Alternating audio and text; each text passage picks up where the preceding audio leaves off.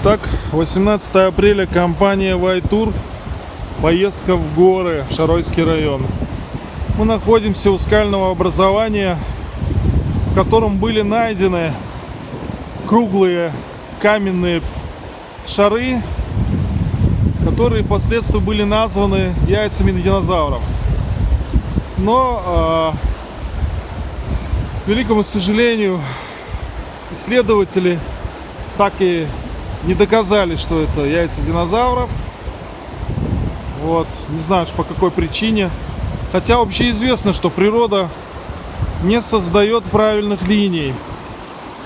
Вот мы находимся в пойме реки по водоразделу у Шароя, Шаройского района. В Шаройском районе усиление Химой. Очень живописное, интересное место. Только что спустились с гор.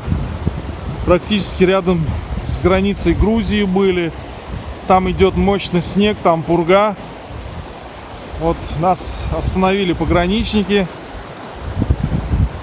проверили документы и отпустили. Вот такое вот интересное место. Если внимательно посмотреть на видеозаписи, видны небольшие круглые образования в скальной породе. Но на видео они небольшие, а так, если посмотреть, это довольно крупные предметы. Очень даже крупные.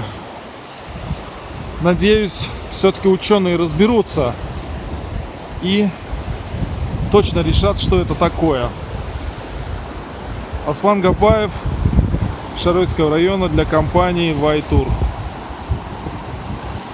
Вот в таких красивых местах мы живем.